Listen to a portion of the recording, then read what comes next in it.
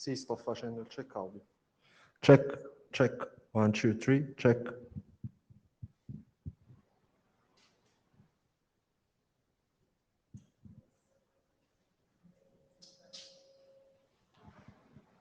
Check.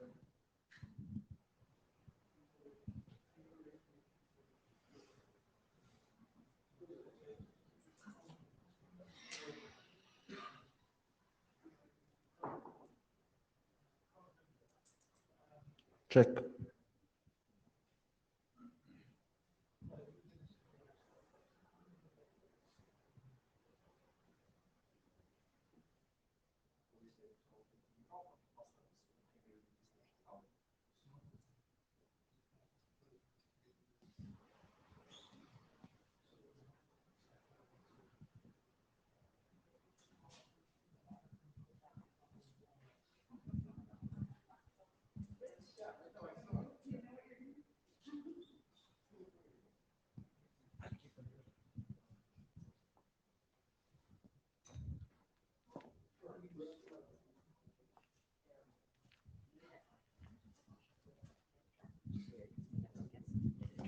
But if you go to the link that I sent you, they're also in there if you need to just. Okay. Oh, yeah, right.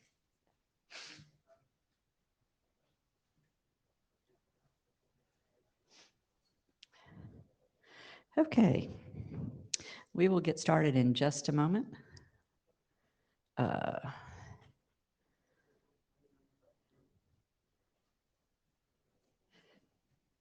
so. This table? Yes. Okay, so we don't turn this on and off, right? We just leave it.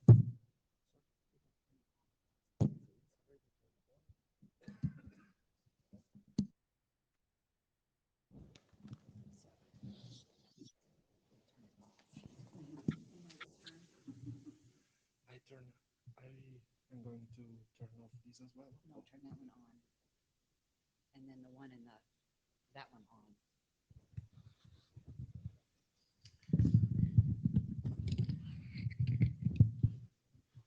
Okay, I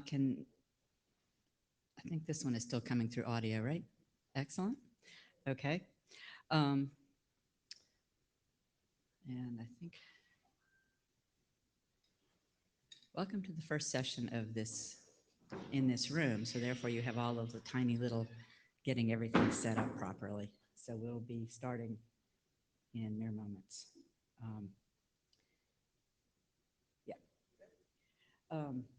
I feel like there's something I'm forgetting. Anybody got an idea what that something I'm forgetting is? No? Okay. All right. So with that, we'll go ahead and get started. This is the new participants overview. A version of these slides is online. These particular slides are going to be available in the proceedings of this meeting. So if you go to Data Tracker, you'll be able to see them there. With that, I am Karen O'Donoghue. I've been in around the edges of the IETF for many years now. I've been working group chair, the NTP working group, also Jose and SACM, and I've done the education team, and then it became the Education and Mentoring and Outreach Directorate. And so all of the activities associated with the new participants fall under the purview of the EMODIR activities. When the other two speakers get up, I'll let them introduce themselves a little bit more thoroughly. But you will also be hearing from Rich Sauls, who is also a working group chair of a number of working groups, and he's the current NOMCOM chair. When we talk about leadership, you'll get an idea of his current job is to help select the next leadership panel for the IETF. And then also you're going to hear from Michelle Cotton. Michelle Cotton works for the Secretariat Staff Association Management Systems Solutions, and she is helping to coordinate all of the new participant activities. So you'll hear from her towards the end about what some of the specific new participant targeted activities are. So with that, this presentation has 4 parts. The first part is an overview of the IETF. The second is an introduction to the IETF meeting week. So it's in general what you would find in a meeting week. The third is an overview of some of the resources that are important, including the people and the tools some of the information that you need, and then finally the new participant activities. This is not a history of the IETF. It's not everything that you would ever need to know about the IETF. It's just enough for you to get started. So as we say here, the scope of this presentation is general information to get you started in the IETF. And hopefully the information will be immediately useful to you. If at the end of this you find that there's specific things that you would really have liked to have known, if you could give us either, there's going to be a feedback session later in the week, you could tell us there, or you could send us email, you could catch any of us in the hallway. And please just, we need to know what kinds of information is useful to help you get started. So there is some general housekeeping. The first thing is the note. Well, I don't have to say next slide, do I? They take you. So the first thing is the IETF note well, and this is basically the set of rules by which the IETF applies. And you actually, when you registered for the IETF, you acknowledged that you had read and had agreed to abide by all of these rules.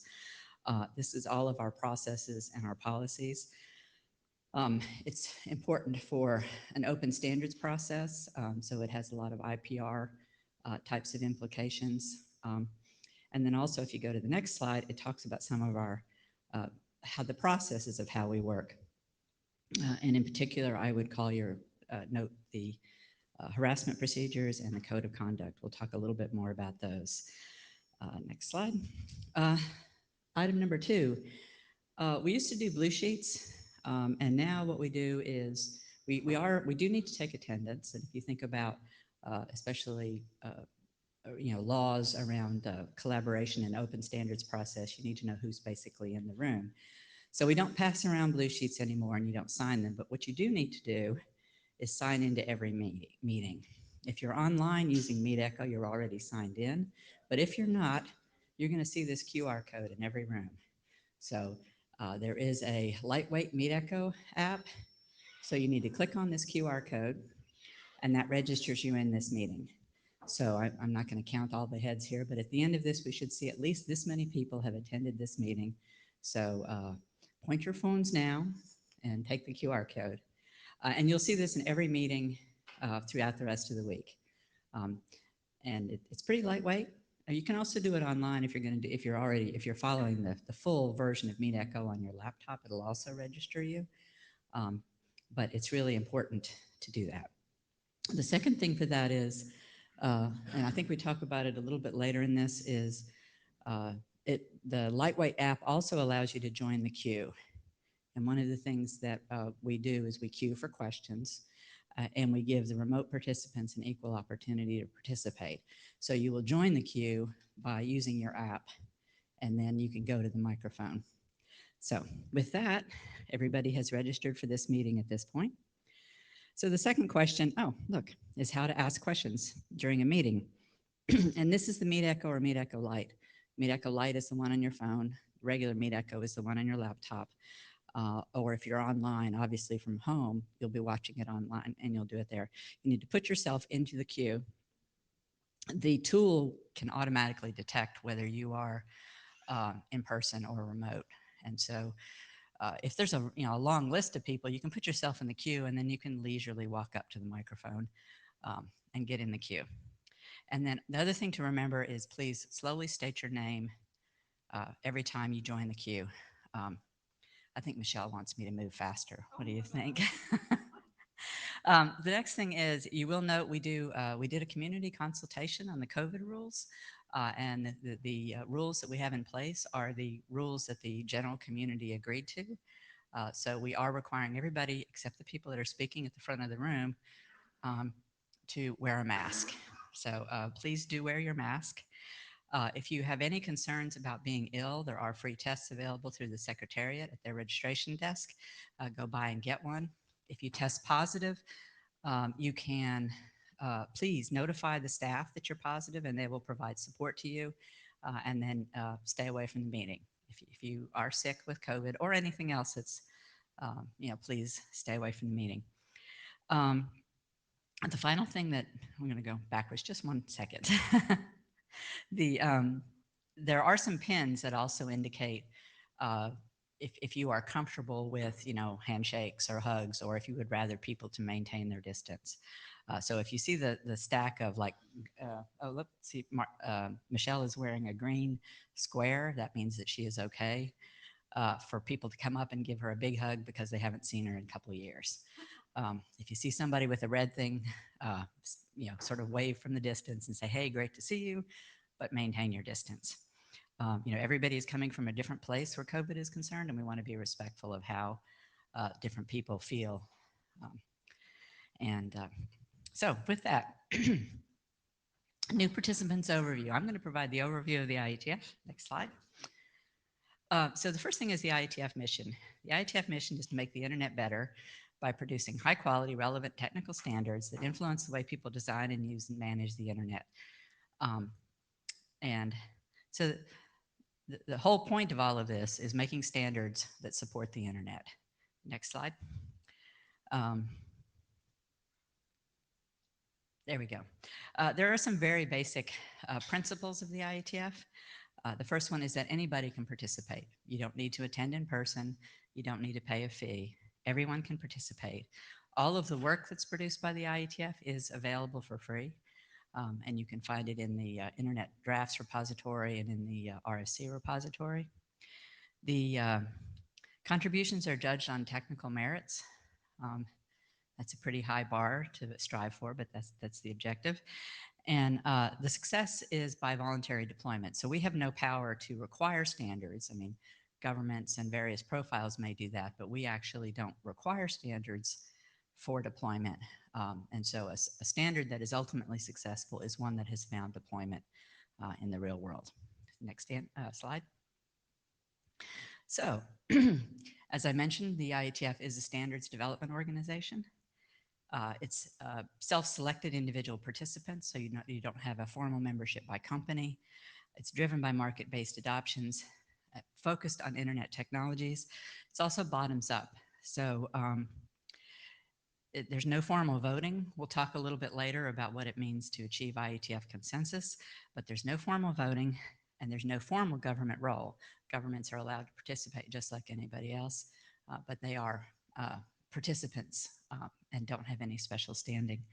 Also, this week is a meeting. It's a working meeting, and so it's not like a conference that you might go to. So you're not going to see booths or sales promotions or any other sales-related activities because this is a working meeting.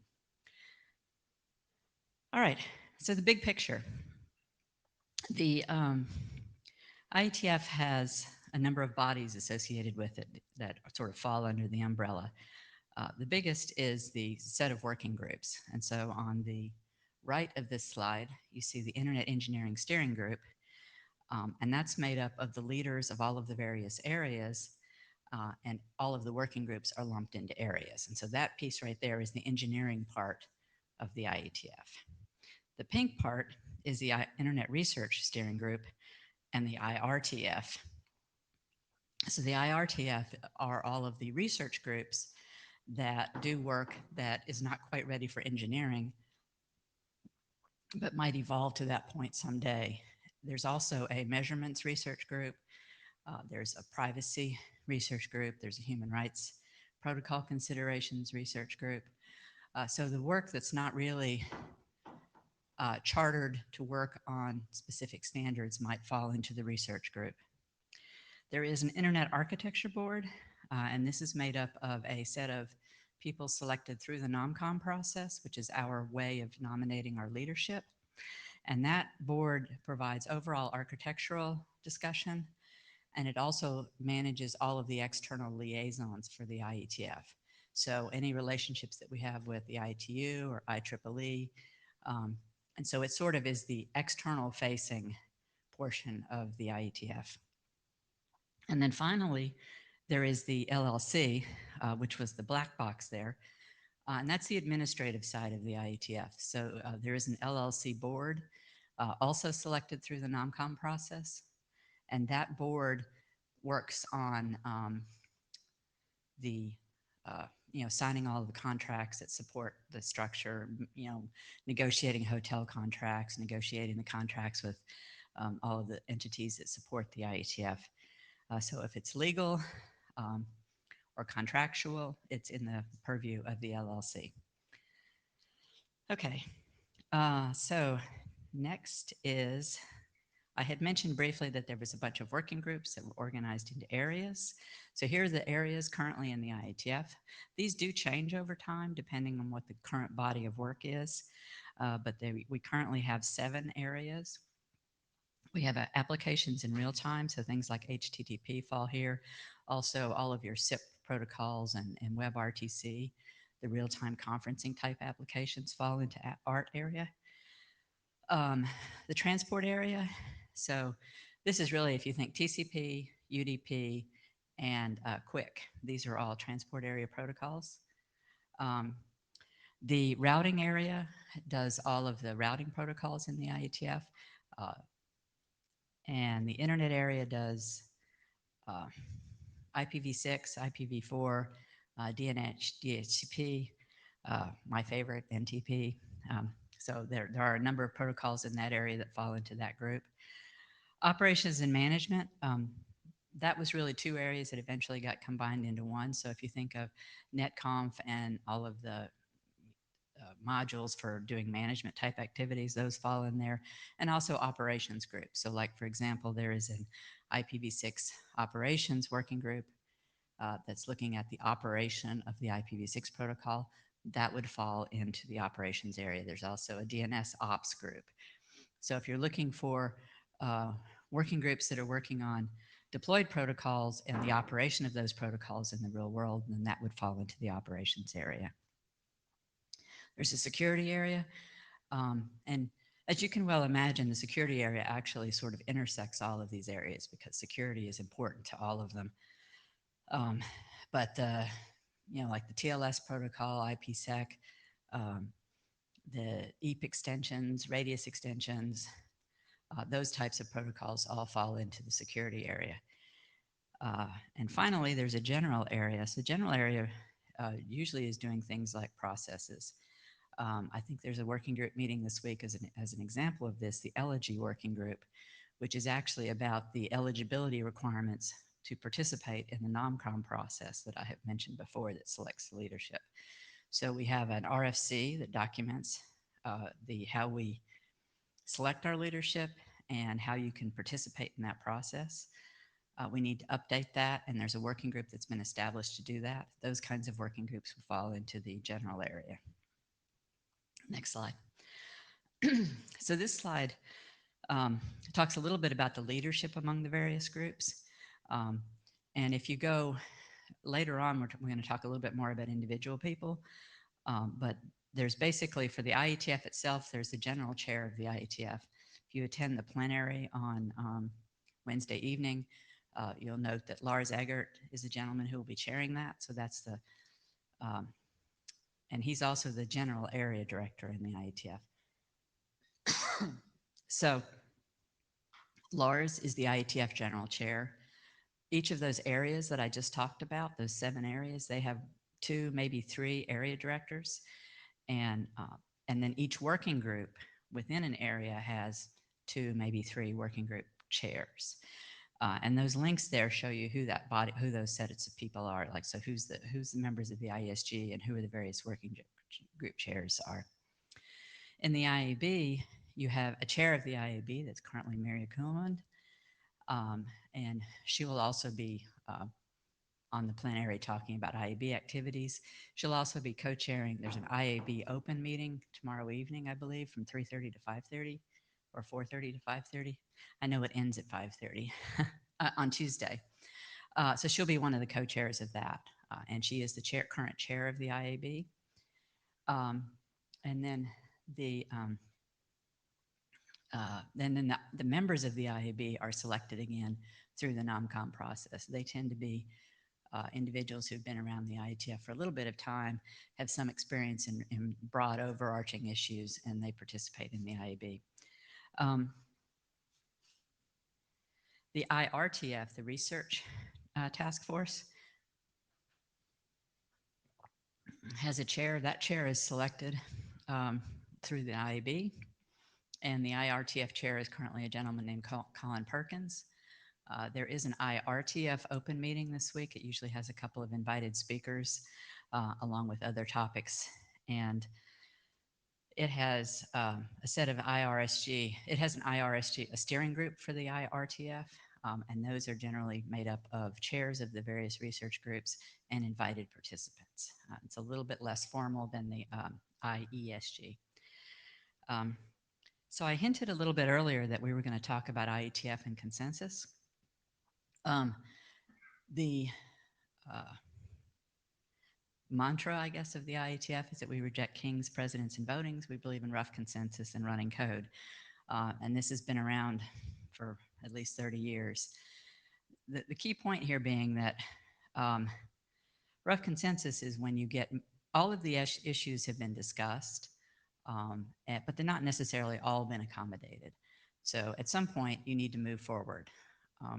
And so you hear everybody's opinion, you analyze what they've brought forward, but you at some point make a decision and you move forward. We use a lot of times the hackathon and the code that's built there to help us with some of that achieving of rough consensus. And then one of the things that people I think sometimes find the most odd about the IETF is we hum to determine consensus. You think, well, humming is kind of an odd process, but if you just take a step back and you think in terms of humming as a way to measure the rough idea of the number of people in a room that support something and how passionately they support it. So if you say, you know, how many people approve the adoption of this draft, and you get sort of a quiet hum, then you know, well, you know, maybe people are okay with it, but they're not that strong a supporter of it. So humming gives you a way to measure the differences without actually voting. And that way, people that have a stronger vested interest, people that have experimented, people that have actually read the draft, can have a stronger opinion expressed. But it's really just a tool for measuring consensus. It's not a it's not required in all cases. You can sometimes determine consensus in a working group without humming. You can ask, how many people have read the draft and how many people think the draft is ready to be accepted. One of the chief obligations of a working group co-chair is to determine the consensus in the working group. And so we do that by looking at, the response in the room. We also look at the traffic on the mailing list. And any, final decisions on major consensus calls are taken back to the mailing list so that anybody that feels they have an opinion on a subject can express it in that consensus process. There is actually, as in all things IETF, there is an RFC that talks about consensus and humming, written by Pete Resnick. So you can learn more about IETF and IETF consensus processes in that RFC. So most people that come to the IETF do so because they want to join a working group and can contribute to existing work. There's sort of a real basic outline here of how you would contribute to that work. A little bit later in this presentation, we're going to talk about a tool called the Data Tracker, so datatracker.ietf.org. That's really the core of all of the IETF work. You can find all of the documents there. You can find links to all of the mailing lists there, and you can find information about every working group there. So if you look at this picture on the right here, you see like the about, the documents, the meeting, the history, the photos. So every working group has a data tracker page, and all of the information about that working group is on that data tracker page. So you can see the charter and the milestones and everything else that you need to do. One of the first things that if you want to contribute to a mailing list that you need to do is to contribute to a working group is to join the mailing list. And then from that, you can see which documents are currently in progress. If you can't do it here, but if you clicked on that documents link, that documents tab right there, it's going to tell you what the currently adopted documents in the working group are, what the published documents in the working group are, and what the individual submissions are that have been sent to the working group but have not been adopted yet. So Those are the three major categories that you're going to see. And so that way you can figure out, and then, if the working group chair is organized and has properly done all of their work in advance of a meeting, when you go to the agenda page on Data Tracker, it'll show you which documents have been linked for discussion in that meeting. Some working group chairs are a little bit better about getting that done in advance than others, but when you look at the meet echo, you'll be able to also see what are the documents that have been assigned to be discussed at this meeting. So with that, if you have any questions, you can find out who the chairs of the working group are, and you can contact them and ask them any questions. Next slide. So this is a lot. The other thing a lot of times new participants want to do in the IETF is to talk about how new work starts up. And you come with some ideas and you want to start some work. So this is sort of the high level one, and the next slide will provide you a couple of links that will be useful. So basically, the first step is you have the idea and community building part. The IETF is contribution driven. So, one of the things I hear a lot is somebody comes and says, you should do this, or, the IETF should do this. Well, that's true, but somebody has to actually write the initial contributions to drive the work. So it is contribution driven, it's bottoms up. And so somebody has identified a problem that needs to be solved, or something that they feel that they can solve. If it fits within the IETF, the charter of the IETF, and it aligns with the way we want to work, then it might get spun up as a working group. And there's a lot more detail in here than is presented here. This is sort of the high level way of looking at it. But so now you have a working group process, and once the working group is done, it goes to the IESG and the IETF, and there's a whole set of reviews that happen. And then it goes into the editing process, and then it gets published ultimately as an RFC. The other thing that's really important on this slide is you need people that are willing to do the work. And a lot of times it's not the people that initially bring the work, it's a whole set of people that contribute to completing the work, once they've identified and built that community. So if you go to the next slide, this gives you a little bit more details on some of the things that you might want to do. The key is obviously you need to write that initial internet draft. And once you have that initial internet draft, you might have some informal side meetings, and you'll see on the agenda at the top, it talks about the side meeting wiki. So that side meeting wiki gives you the opportunity to find out side meetings or schedule your own side meeting. And you can just go, anybody can reserve a chunk of the room. You can set up a side meeting and invite people to participate in it. Then once you've got it a little bit more mature, you talk to the area directors, and they may send it through a dispatch process, or they may send it to a BOF. And you'll see Rich will talk a little bit more about BOFs later, birds of a feather sessions. And then you would hold the BOF, and then you might get a working group charter, or you might get sent to another working group, or they might decide for whatever reason the work is not far enough along in development, or there's not enough interest, or it's outside the scope of the IETF, then it might move elsewhere. There is a tutorial right now on bringing new work to the IETF. It's a little bit out of date, but it's not too bad, and so I would strongly suggest that you go to that and take a look at that. Finally, the funding model for the IETF. This is a new slide this time, I guess because we get a fair number of questions on it, so we thought we would go ahead and put it in here. The IETF relies on a number of different support streams for its work. The cost of the IETF is not just this meeting, obviously. It's all of the infrastructure that supports the IETF all year long. And so the sources of that are the registration fees for this meeting, the donations, and there's ways to donate, and there is a woman here who's just lost her title, but she basically does the fundraising for the IETF. Corporate contributions and sponsorships, and you'll see on the signs who the sponsors of these meetings are. They're invaluable to helping carry out the work of the IETF. I think that's the end of my section. One more. Oh, one last slide in my section. So let's talk a little bit about the IETF and the participants. The IETF is made up of all of you. It is, passionate, smart, and vocal people.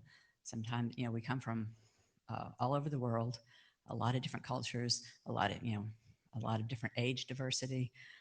So they're very engaged. Obviously, we're an informal dress code type of place. The most valuable thing people consider is a technical excellence.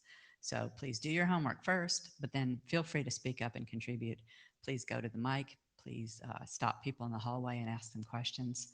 And then, as you'll observe over time, a number of us have been here for a number of years, and people seem to come to the IETF, and once they get engaged in it, they stay with the IETF through multiple companies. So what we're hoping is that some subset of you will become our leaders in 10 years. So with that, I'm going to hand off to Rich and let him took needle.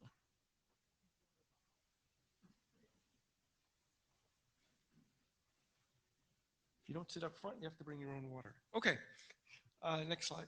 I have a cold, not COVID. Honest, Sudafed. Okay, so welcome to the start of the IETF week. You missed some of the cool things, but I'll talk about them in a little bit. The bulk of the meeting is the working group sessions. The IETF, is, as Karen said, is divided into working groups. There's about 130 right now, and a subset of them are meeting. Since COVID, the IETF has become much more hybrid. Originally, like at the last minute, we were all just remote, and now it's hybrid. At this point, it's about 50-50 on-site and remote presentations. Last two meetings were more like 2-to-1, local versus remote, and it'll probably say 50-50, maybe it'll go to 1-to-2. There's also birds of a feather session, as Karen mentioned. Those are often described as working group forming BOFs. That means, well, we're going to get a bunch of people together. We'll figure out what areas we have an interest, a common interest, and then we'll make a proposal to create a working group. They are listed, pardon me, in your agenda. It'll say BOF in little green letters afterwards. There are a number of area-wide sessions. The plenary being a Latin word for meaning for everyone together, surprisingly. That is where the leadership talks about, here's our finances. I'll stand up for 5 minutes and say, here's what's going on with the nominations committee. Often there are technical talks, although not recently. There are invited talks. There's a deep dive, I think, Wednesday morning, Tuesday morning. But that's, and then each of the areas often has an area-wide meeting. So there'll be a security area meeting, a transport area meeting, and so on. That's where things that don't fit into any of the working groups are discussed. So if you have a general interest in a particular area, the area-wide meetings are a good place to go. The hackathon is a very, very popular event at the IETF, as Karen mentioned before, the mantra of rough consensus and running code. There are about 400 people attending the hackathon this meeting. It's the Saturday and Sunday before the meeting, so in the future you may want to consider pushing your work time back earlier. Free to join. There are people who come only to the hackathon. You get another t-shirt and another free meal. Social events they do remote participation of those kinds of things, and the plenary and other sessions are all broadcast live on YouTube and recorded and appear in the IETF channel on YouTube. The social events are in person only. If you signed up for the attendees mailing list, it is now starting to get full of, hey, I need a social ticket. Anybody got one? Because there's always limited funds for that. Hot RFCs, in this case, it stands for Request for Conversation. This is where somebody would stand up and speak for 5 minutes and say, hey, I have this great idea, or this is the research I'm working on. Anybody else interested, come see them afterwards. Side meetings, as Karen mentioned, are just informal gatherings where people may want to get together to work on a particular problem that's already in a working group, or discuss something. Maybe they should get a BOF, so it's sort of a pre-BOF. Next slide. So this is what a working group session looked like in the pre-COVID days. Interestingly, it looks very much like this. couple people at the desk, the working group chairs, somebody who is designated as a speaker for a particular part of the session, in this case me, and then everybody else in the session. Uh, People present at what has changed since the last meeting. Unless it's a brand new piece of work that's being brought to the working group, what that means is if you want to get the most out of a working group, read the documents, because you're not going to get any kind of tutorial. If it's a new thing, like just being adopted or considered being adopted by the working group, that's different. But if you want to know like what's happening in DNS with a new record type or TLS with a new extension, they're only going to describe what changed since the last time we got together. So reading the documents helps. Every session is streamed and recorded. The charter, which is set by the IESG, all the area directors, limits what the working group can and should work on. The intent is to keep maintaining focus. We've had some instances where working groups extended for 5, 6, 10 years, and we don't want to do that again. Next slide.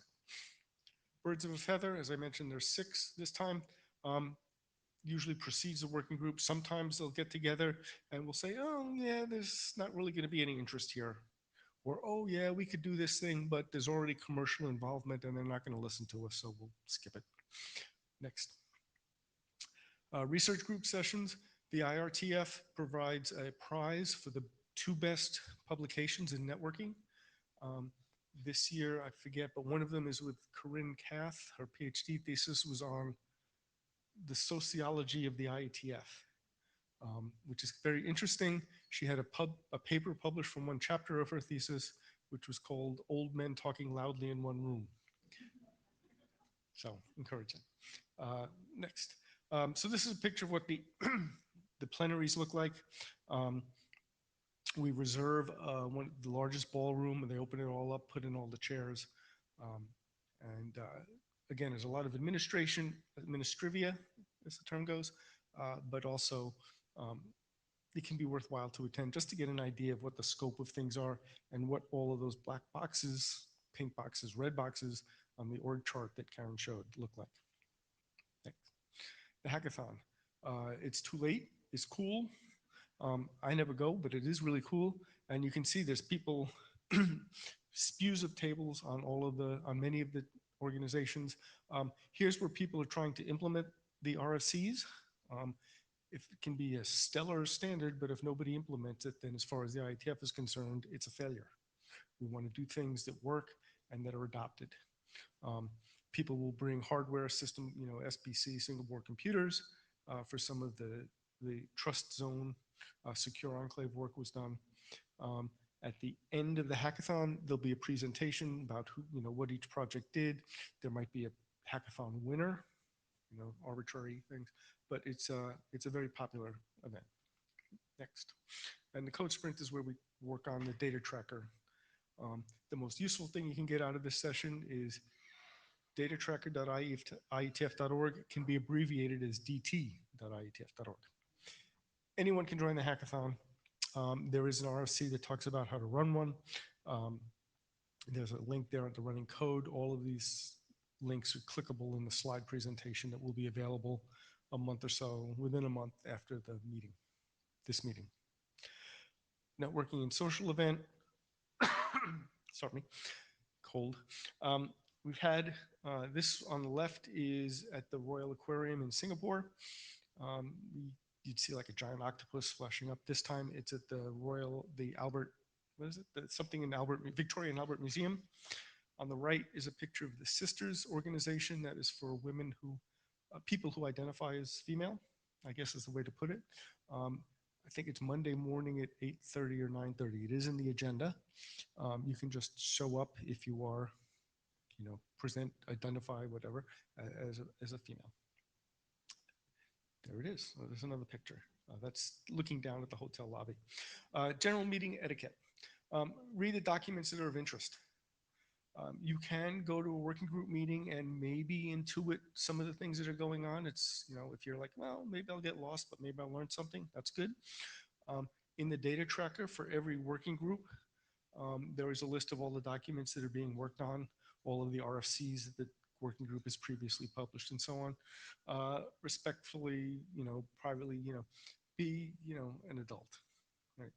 Sometimes you'll see people say, they'll stand up at the mic after someone has presented and say, that's a really stupid idea. That's because they've known each other for 10 years and they can speak frankly, okay? You can figure out another way to say it, right? Talk and listen, enjoy yourself. This is going to be a long week. It'll be a very exhausting week because it's, mental exertion for all of the sessions. Next. Online version. So MeetEcho is the video conferencing system we use. Custom built, supported by MeetEcho of Italy. We want to have good audio and video. There is a what's called the full and the light version. The light version is available on your phone app. You get it when you click on the QR code. Outside every room, the hotel room has a sign that will have the QR code for the session that's going on. That's also how you get in line. So if people wanted to talk, they have to click the button that say enter the queue, and then the chairs will say, yes, you're next, and so on. We try to be equal between local in-person attendance and remote virtual. In one of my groups, for example, the first presenter is going to be remote from New York. So it's sort of like the way everybody does video conferencing these days. Zulip is a chat system. Think of it like Slack, but a little different. If you registered for the meeting, you probably have a data tracker account, and that will be pardon me, a single sign-on for the zulip.ietf.org. Every working group has a Zulip room, think of it, and you can do chats. During the meeting, Zulip is also integrated with MeetEcho. So if you're using a browser and the full client, say remotely, you'll see pictures of who's speaking, the slides, and then on the side, there will be the chat room scrolling by. The chats are often used for back channel communication, like, hey, what did he just mean when he said forward error correction, or she, when they just said forward error correction, or I can't believe we're going over this yet again. Again, there's a lot of snark and sarcasm. Don't be put off by it. It's just the way we all are, right? Computer people. Next. Okay. I am aware of the time. So, wrong direction. Okay, so there are many, many people here to help you. This newcomers tutorial, new participants tutorial, sorry, is one of the track. Michelle Cotton from the Secretariat. The Secretariat is AMS. It is a professional organization hired by the IETF to do lots of logistics. They run the registration desk. During the week, you can recognize them by the blue shirts, as the lovely Michelle is wearing, lovely Carol Merrill. On Friday, they will all wear Hawaiian shirts, which is fun. Tie-dye. Okay, this year it's tie-dye. Very casual, very friendly, very fun. They will certainly help you and point you to the right direction. Also, particularly within this hotel where the meetings are in 2 different towers and this elevator doesn't go to that place and this elevator doesn't go to that place, they can be invaluable. The IETF leadership, the area directors are picked by NOMCOM, which I am the chair of this year, a non-voting member of NOMCOM as the chair, glorified secretary. They can help. Badges, I think there's the next slide, has the buttons on the badges, the IETF support staff. So everyone should have a badge like this. Sometimes there are, new attendee, so you can ask questions. The smiley face, which doesn't use that much anymore, means, yeah, you can come and ask me questions. Later today, there is the newcomers meet and greet session, sort of speed dating. You go from table to table every 5 minutes, next table, to meet senior leadership, working group chairs and area directors and so on. I have two stickers on my label. I'm the NOMCOM chair, and then I'm the chair of the HTTP API. Try saying that. It's working group. Next. Jay Daly is our executive director, hired professional organizer. Enforces, he's the bouncer. He will enforce the rules. We've had to tell someone, put on your mask or please leave the meeting room right now. So we do the COVID rules were done by community-wide consultation, and so we are, enforcing them. We don't want anybody to get sick. It's okay if you're tired. It's okay if you're strung out, but don't get sick. Next. The Secretariat, as I mentioned, there they are. Oh, 2 people are out of uniform. Next. Ombuds team. Yeah, oh yeah, okay. The RFC editors. The documents we publish are called RFCs. That's a nod back to our history when the very first IETF documents, and it was called the Internet Engineering Group or something like that, a grad student put out a paper saying, hey, I think this is how a computer should connect to the network. And I don't know what to call it, so I'll just call it a request for comments. We keep that history or that nod to history. The thing is an RFC, while it never changes, it can evolve and a new RFC will be published. Every standard that the IETF does, as well as informational documents, independent submissions, are all called RFCs. The RFC editors, people on the left, probably early in your IETF journey, most useful to swing by and grab a candy, right? It's great. First 3 days, I say hi and I don't take any candy. By Thursday, I'm like, give me the candy.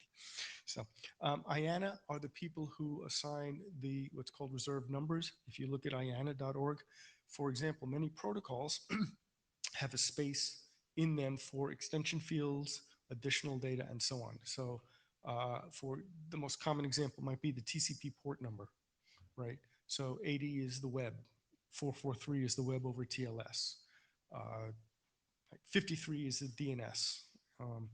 And those numbers have to be maintained in a central place, and the rules for assigning them are determined by the IETF, but IANA keeps track of all of them so we don't have 2 people trying to get the same, use the same port number.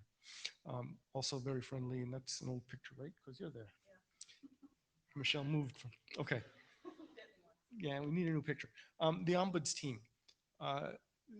As I mentioned more than once, the IETF members have known each other and worked together for a long time. They might be more free with the language than you would expect new people to recognize, but we don't like harassment and we don't tolerate it. So if you are concerned, you go to the Ombuds team. I know Pete is here. He's got long white hair and a ponytail, and he makes me look taller than average. And I'm not sure if Melinda or Allison are here yet, but or you can speak to any of the leadership or the AMS down at the bottom, down at the registration area in Sam House.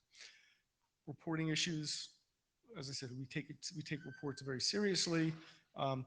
You'll often see in the note well, which is our rules about patents and things like that. But ultimately, it'll say, be good, be excellent to each other, right? This is a engineering-oriented organization trying to make the internet work better by doing high quality standards that are implemented. And so there's sometimes, push and pull and tugs of war. So we want to be able to do that without crossing the line into abusive or harassing behavior. Next, the knock. One thing you'll notice, especially if you're at the hotel, the quality of the network here is pretty amazing. I remember in one place, it was in Montreal, which is all the hotels and so on are connected by tunnels, and there's a big underground shopping center. And someone said, I don't know what this IETF hotel is, but boy, do they have good Wi-Fi. And they do, and we do. The volunteers and paid staff who run the Network Operations Center, they do a yeoman job. They come in the week before, they run cables, there's Wi-Fi access points in every single room. We take over the hotel's Wi-Fi, so it's free, right? $15, £7 a day or whatever. There's a printer and a help desk near the registration area.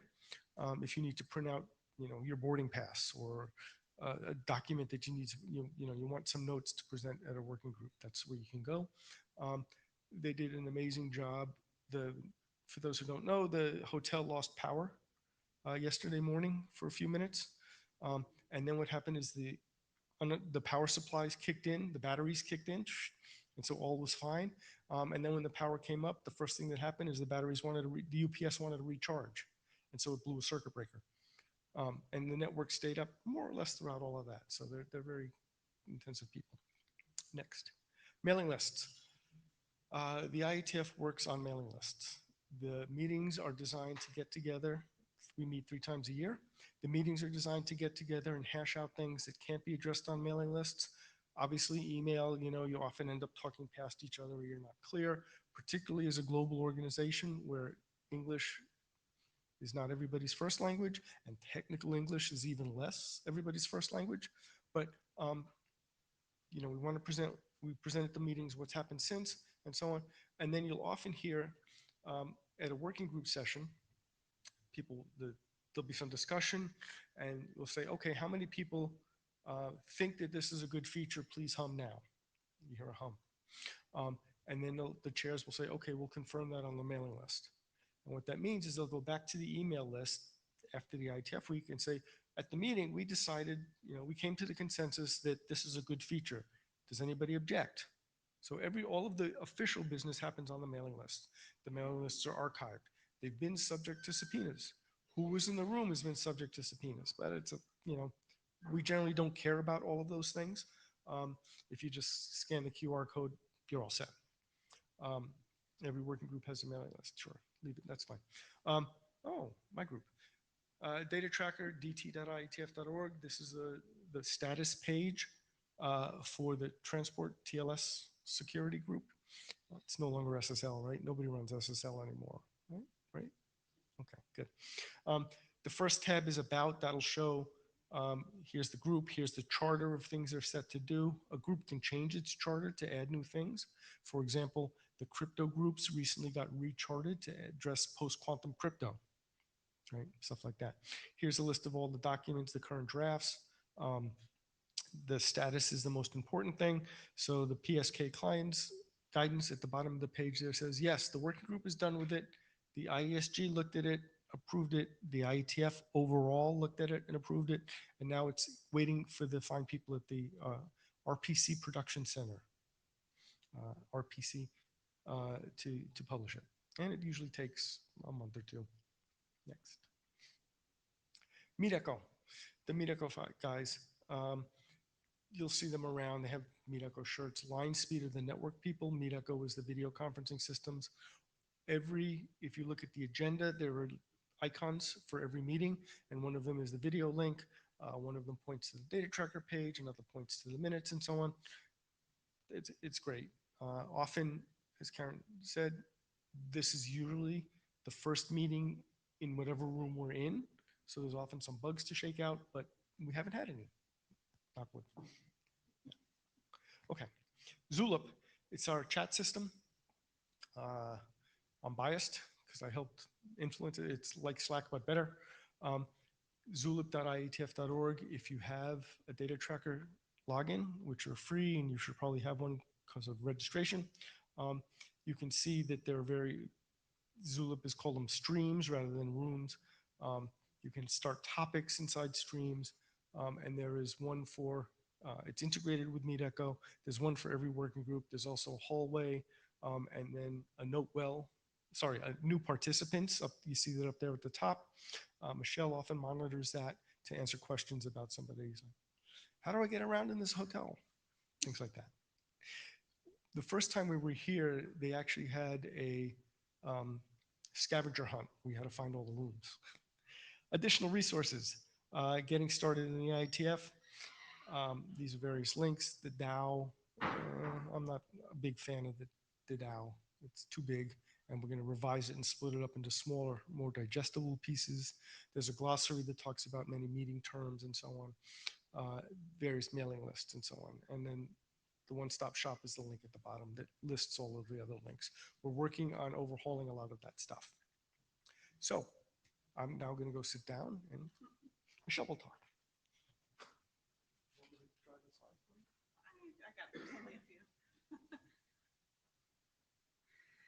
So my name is Michelle Cotton. If you're on the new participant mailing list, I'm the one who's been sending you those weekly emails. I really hope they've been helpful. And if at any time during the meeting, I think like Karen said earlier in the presentation, if there's something that you wish you would have known more information about, something that really would have helped you navigate this meeting, let me know. I'm usually found around the registration desk, or you can always just email the participant list, the new participant list. We really want that feedback because we're trying to make your onboarding as a new participant in the IETF the best it can be and most helpful. So please share your feedback. Looking at the new participant activities at this particular IETF meeting, we've got this session. Later this afternoon, we have something called Quick Connections. And as Rich said, there's experienced IETFers, and you kind of go from table to table talking with those different IETFers. They can answer questions. If you have specific questions about what working groups you should go to, you let them know what you're interested in. They can help guide you and even provide some names of people. If there's something very specific that you want to talk about with someone, they can point you in the right direction. If you don't get to that quick connections and you still have questions about that, please feel free to reach out to me. If I don't know an answer right away, I'll definitely get one for you. Monday night, we've got a new participants dinner. I think it's mostly sold out as of right now, but if you didn't get a chance to sign up and we do have space, you can check with us at the registration desk. And then on Thursday, we have a social hour. There's going to be food and beverages, and it's a chance just to talk with you, find out how your meeting week went, if you have feedback on how it could have been better, or just to kind of take a breath and just find out how you're all doing. Additional activities, we talked a little bit about this before, but this evening is the welcome reception. Please come. There's going to be tons of food. There's going to be drinks. Lots of people, lots of faces, at least eyes to see. But please join us there. Also tonight is Hot RFC. Rich talked about that. It's just a chance to see these very quick presentations of new ideas and things that people are working on that could lead to future work. Rich mentioned Sisters. That's the networking meeting is tomorrow morning on the 23rd floor. If you have questions about that afterwards, I'll be around to chat. There are 2 sessions for the technology deep dive. I think they're both about quick, if I recall correctly. The social event at the Victoria and Albert Museum, again, that's currently sold out, but you can also check at the registration desk sometime tomorrow, see if any tickets have opened up. And also on the mailing list, people will say that their plans have changed and sometimes a ticket will become available. And also the plenary on Wednesday night, just general information there. And it's also a great place to see the IESG leadership, the IAB, and actually match faces to the names. So, if you're still not sure where to start, there's a blog post there on some new topics that may be of interest to new participants. Scan the agenda. If you have any questions, please let the Secretariat staff know, or drop an email to the mailing list. Somebody will reach out. Obviously connect in person. You've got other new attendees with the little red strip ribbon. Reach out, talk to other people, hop on Zulip, and obviously the mailing lists. And there's just resources for you to get help. Registration desk, we're always there to help you if you have any questions about logistics, about the hotel. This particular hotel is probably the most confusing one we've ever been to, and I've been going to IETF meetings since 2000. So if you need help of where to go, please do not hesitate to ask us. We're happy to point you in the right direction. And yeah, there's all those different places. If you're interested in a particular area, you can look on the agenda and see if the area directors are holding office hours. Sometimes it's a good place to just go in and chat with them, find out about their working groups, and maybe they can steer you in a particular direction. Keep an eye on the agenda. We do, in general, it doesn't change, but there are cancellations every once in a while. And rarely there's a room change, but you just want to keep an eye on the agenda to see if there are any changes to the groups that you're going to be attending. And yeah, above all, enjoy. We hope that this first or second IETF meeting is enjoyable. You have fun, you meet new people, learn a little something, and hopefully get interested and continue to participate in the future. So with that, are there any questions either here in the room or online? I'd be happy to answer them. And for those of you who joined later, if you didn't snap a picture of the QR code, I believe there is one over there. There's one outside the door. And if you checked into the Meet Echo room online, you're already signed up. So that's it. Thank you all for coming. And make sure you drink coffee and water and stay awake for those of you who are on different time zones. And thank you for coming. Very much appreciated.